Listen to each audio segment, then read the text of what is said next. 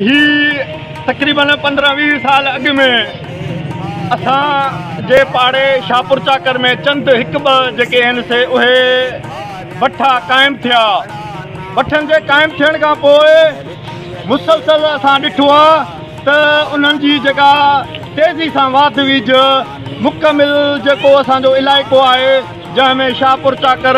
सरहड़ी चौदगी गुपचाणी खां वठी पूरे इलाइक़े में सवें जेके भट्ठा आहिनि उहे अचानक क़ाइमु थी विया आहिनि। उन्हनि भट्ठनि जे आड़ में असांजो इलाइक़ो असां ॾिसूं पिया जेके ग़ैर मुल्की अफ़गानी आहिनि उन्हनि जी आमद एतिरी त वधी वई आहे जो उन्हनि जी सरेआम हाणे रस्तनि ते गुंडागर्दी बदमाशी जेके रस्ते में वाट वेंदड़ पैदल आहिनि उन्हनि जे मथां टाली चाढ़णु ऐं गुंडागर्दी असां सम्झूं था। असां ताज़ो हिकिड़ो केस थियो आहे मुंहिंजे अखियुनि जे अॻु ॾाढो हिकु आम मुसाफ़िर जंहिं हिकु मज़दूर उन बीठो हुयो जंहिं शायदि लिफ्ट वठण लाइ ट्रैक्टर ट्राली खे हथु ॾिनो पर ट्रैक्टर ट्राले वारे उन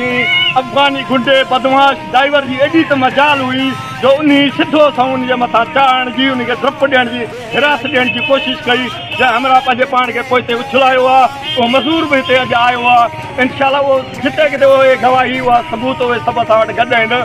उन खां पोइ उनजी एतिरी दादागिरी जॾहिं मूं अॻु वठी उनखे मना कयो त पोइ हीअ बदमाशी छाती आहे तव्हां माण्हू न खणो त न खणो पर माण्हू मारण त बंदि कयो। उन ते देर ई न कई मूंसां हींअर 8-10 ॿिया बि दोस्त जेके आहिनि मुख़्तलिफ़ कम्यूनिटी जा उहे गॾु आहिनि त उन उतां ई जंप हणी पंहिंजे स्लिंग छॾे गुंडागर्दी में अची माना हमले आवर थियो आहे मारण जी कोशिशि कई पर कुदरती जेके हिते लोकल माण्हू उहे अची विया उन्हनि हिनखे पकिड़े जॾहिं उनखे माना वापसि कयो त स्प्रिंग ते चढ़ी सिधो सो हिते गवाही कसम सां माना उहा ॻाल्हि थींदी। हुन चयो त सिंध जा सिंधी तव्हां बेगरत आहियो तव्हां कहिड़ो असांजो रस्तो आहे रोड आहे तव्हां गुंडागर्दी परे थियो मतिलबु मुंहिंजे मथां उहो ट्रैक्टर ट्राली जेको अॻियां मोटरसाइकिल बीठो उनजे मथां चढ़ण जी कई। पोइ मूं जज़्बात में अची उते जेके लोकल आहे उन्हनि खे मूं चयो त हाणे हलो इन जो अॻु वठूं एॾी हिनजी गुंडागर्दी बदमाशी सरेआम जेको आहे हिकिड़ो त माण्हू मारण जी कोशिशि कई ॿियो वरी इहो थो चए त सिंधी असांजो कहिड़ो आंगूठो पटींदा इहे लफ़्ज़ चई हू जीअं रवानो थियो त असांजे पोयां वियासीं। हीअ लोकल उते मुंहिंजा जेके उते रस्ते वेंदड़ हुआ उहे मूंसां गॾु हुआ। असां पुरमुन तरीक़े सां असां पढ़ियल लिखियल असां का बदमाशी गुंडागर्दी जेके लोकल हिते असली रहाकू पठान आहिनि शाहपुर चाकर जा उहे बि माना ग़लति उनजो ज़ात जे करे उन्हनि बदमाशल गुंडनि जे साथ में आहिनि। असां चाहियूं था त हीअ जेको हुनजी गुंडागर्दी असां पुरमुन तरीक़े सां उनखे वञी स्प्रिंग अॻियां झले लाहे दाबो ॾेई उते रखे वारो बीठो हो उन में विहारियो आहे तोखे थाणे ते वठी था हलूं मजाल असां हिकु चंबो हिकिड़ो धकु हिकिड़ो मुखो या हुनखे को घार बि ॾिनो हुजे ख़ामोशी सां वठी अची जॾहिं असां थाणे ते पहुतासीं त थाणे वारनि खे शायदि अॻुवाट इतला थी वियो त माना हीअ हुन छो त जेको ड्राइवर हो उन यकदमि फ़ोन खणी ऐं पंहिंजे माण्हुनि खे ॿुधाए वरितो फ़ोन ते कॉल करे वरिती त असां जीअं पहुतासीं त उते वॾो मुंशी मिस्री ख़ासि खेली जंहिं मुंहिंजे ख़्याल में भर्ती खां वठी अॼु ताईं शाहपुर चाकर जे थाणे जी पचर कोन थो छॾे छो ही शाहपुर चाकर जे थाणे जो नानी आहे SHO जी एतिरी SSP जी थियल जेतिरो शाहपुर चाकर जे हिन बदमाश मिस्री ख़ासि खेली जी हले थी वॾेरनि जी चमचागिरी करे बंगलनि ते उते उन्हनि खे अलाए कहिड़ियूं शयूं सहूलियतूं पहुचाए थो उन सां गॾु मूं हुनखे चयो त वाह असां तुंहिंजे हवाले कयो आहे हमरा तव्हांजी मर्ज़ी आहे उनखे छॾियो FIR कटियो न कटियो पर मुख़्तलिफ़ मुश्किल सां 10 मिंट गुज़रिया उते 20 खां 30 अफ़गानी यकदमि फौरन उते पहुची विया ऐं उन्हनि जी इहा बदमाशी आऊं वॾे मुंशी जे साम्हूं वेठो आहियां ऐं हिन गेट मां निकितुसि त उन्हनि कैमराऊं खणी मूंखे रिकॉर्ड करणु मुंहिंजो शुरू कयो त मूं मुंशी खे ऐं उते जेको सब इंस्पेक्टर इफ़्तिखार चांडियो उनखे चयो भाई हिननि खे अफ़गानियुनि खे मना कयो हिननि जी इहा गुंडागर्दी माना हीअ मुंहिंजो रिकॉर्ड करे सुभाणे मूंखे ख़ुदा न ख़ास्ता मूंखे को नुक़सानु थियो आहे त उहे थाणे में तव्हीं ॾिसो पिया हिनखे मना कयो रोकियो पर हुननि चयो त न हर कंहिं वटि मोबाइल आहे। मूं जीअं पंहिंजे मोबाइल खीसे मां हथु कढियो त उते गुर मोहम्मद गतारो सिविल ड्रेस में जेको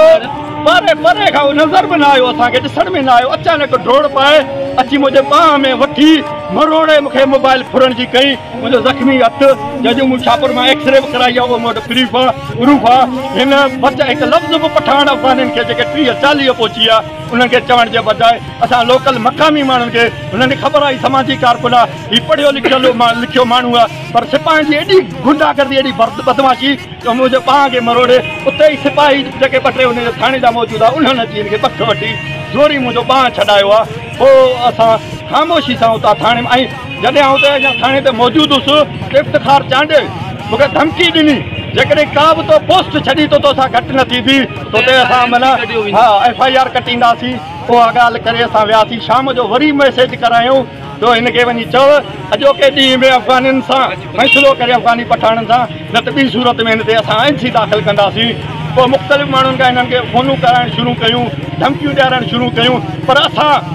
कॾहिं बि हिननि कंहिं चइबो हुन में चकर में या कंहिंजे धमकी तहमान में न ईंदासीं। भले अॼु मूं आवाज़ु अकेलो कढियो आहे अफ़गाननि जे ख़िलाफ़, मूंखे भले मारे छॾीनि, पर घटि में घटि मुंहिंजो हीउ आवाज़ु पूरे सिंध में जेके अफ़गानी ॾींहों ॾींहुं लखनि जे तइदाद में अञा अचनि पिया उन्हनि जो आमन त बंदि थींदो, गवर्नमेंट जूं अखियूं खुलंदियूं। हुननि खे मोकल आहे अफ़गाननि उते त बदमाशी कई आहे। हिते शाहपुर जा लोकल जेके आहिनि पठाण ज़ात जे करे उन्हनि धमकियूं ॾिनियूं आहिनि। मुंहिंजे पोस्टनि ते गारगंद लिखियो आहे, मूं वटि उहे प्रूफ आहिनि। हीउ भता वरितई या छा की सॼे शहर खे ख़बर आहे त भता केरु थो वठे, कंहिंजो किरदारु कहिड़ो आहे। पर हीउ सिर्फ़ु असां तव्हां शाहपुर चाकर वारनि हीउ जेके मीडिया वारनि खे ॿुधाइण था चाहियूं त बिराए महिरबानी हिन मसइले खे हाईलाइट कयो। हीउ असां पहिरियों ई समय जेके मक़ामी हिन में टोटल मक्सी, ॾाहिरी, बिरोही, उमराणी, मक्सी ऐं ओड, भील, कोल्ही हर कम्यूनिटी ते मौजूदु आहे। पूरे जेके मक़ामी सभु आहिनि त हिते शाहपुर वारा चवंदा त हीउ बरोच तव्हां लॾे नथा वञो, तव्हां ईरान हलिया वञो, उन्हनि ते उन्हनि गारगंद कई आहे। सो इहा हिननि जी जेका आहे सा सरेआम बदमाशी आहे। अञा ताईं हू धमकियूं पिया मोकिलीन, सो असां धमकियुनि में अचण वारा न आहियूं। हुननि जी मोकल आहे ऐं इन्हनि पुलिस वारनि जे ख़िलाफ़ु हाई कोर्ट सुप्रीम कोर्ट ताईं वेंदुसि ऐं जेके अफ़गाननि खे बचाए, छो त हिननि जो असां सॼो प्रूफ आहे। फी